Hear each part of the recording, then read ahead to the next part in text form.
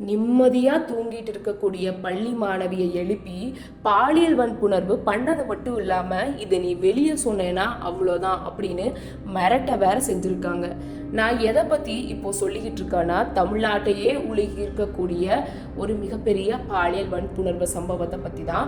ஏன்னாச்சுன்னா, கிருஷ்ணகிரி மாவட்டத்தில் இருக்கக்கூடிய கந்திக்குப்பம் அப்படிங்கிற இடத்துல கிங்ஸ்லின்னு ஒரு பிரைவேட் ஸ்கூல் இருக்கு. இந்த ஸ்கூலில் கடந்த 5ஆம் தேதி முதல் 9ஆம் தேதி வரை அந்த ஸ்கூலோட பள்ளி வளாகத்திலேயே என்சிசி கேம்ப் நடந்திருக்கு. ஸ்டே பண்ணி அந்த என்சிசி கேம்ப்ல பங்கேற்று இருக்காங்க. இப்படி இருக்கப்போ இந்த என்சிசி கேம்புக்கு ஒரு மாஸ்டர் இருப்பாங்களே, அவர் யாருன்னா முன்னாள் நாம் தமிழர் கட்சி, அதாவது சீமான் இருக்கார்ல, அந்த அவரோட கட்சியை சேர்ந்த முக்கியமான ஒரு உறுப்பினர் அப்படிங்கிற மாதிரி சொல்லப்படுது. இப்போ கட்சியை விட்டு தூக்கிட்டாங்க. அந்த சிவராமன்கிறவர் என்ன பண்ணியிருக்காருன்னா, கடந்த 8ஆம் தேதி இரவு ஒரு 8ஆம் வகுப்பு மாணவி, அந்த 13 மாணவிகளில் ஒரு மாணவியை எழுப்பி ரொம்ப கொடுமையான பாலியல் வன்கொடுமை செஞ்சுருக்காரு.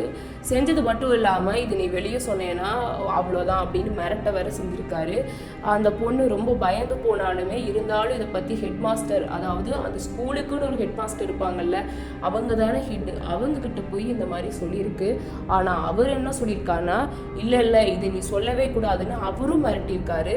இந்த மாதிரி அந்த ஸ்கூலில் இருக்கக்கூடிய சில டீச்சர்ஸ்கிட்டையும் அந்த பாப்பா சொல்லியிருக்கு. ஆனால் அங்கே இருக்க டீச்சர்ஸும் அந்த அக்யூஸ்டை காப்பாற்ற நினச்சாங்களே ஒழிஞ்சு இந்த குழந்தைக்கு இப்படி ஆயிடுச்சுன்னு அந்த பொண்ணை சேவ் பண்ணவோ இல்லை அந்த பொண்ணுக்கு ஒரு நீதி வாங்கி கொடுக்கவோ யாரும் தயாராக இல்லை.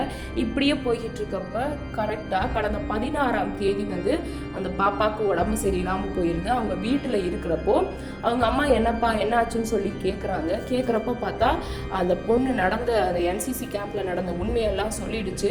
சொன்ன உடனே அவங்க அம்மாவுக்கு பயங்கர அதிர்ச்சி. ஆனாலுமே தைரியமா அந்த பாப்பாவை கிருஷ்ணகிரி அரசு மருத்துவக் கல்லூரி கூட்டிட்டு போய் சிகிச்சை கொடுத்துட்டு மகளிர் காவல் நிலையத்தில் போய் கம்ப்ளைண்ட் பண்ணியிருக்காங்க. இந்த இடத்துல நிறைய பேர் பண்ணுற தப்பு என்னன்னா, இவ்வளோ பேர் உன்னை மிரட்டுறாங்களே, எதுக்கு இந்த விஷயத்த சொல்லிட்டுன்னு மூடி மறைச்சிருவாங்க சில பேரண்ட்ஸ். ஆனால் இந்த பேரண்ட் என்ன பண்ணியிருக்காங்கன்னா, தைரியமாக போய் போலீஸ் ஸ்டேஷனில் கம்ப்ளைண்ட் கொடுத்துருக்காங்க.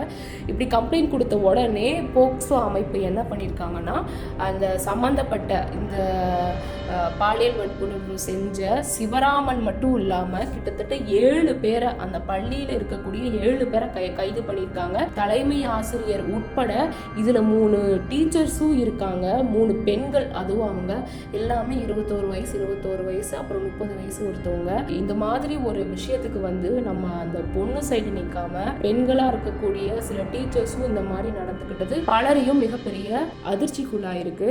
முக்கிய குற்றவாளியான சிவராமனை இப்போ கோவிலை வச்சு கைது பண்ணியிருக்காங்க. இப்போ இந்த செய்தி தான் பலரையும் மிகப்பெரிய அதிர்ச்சிக்குள்ளாயிருக்கு.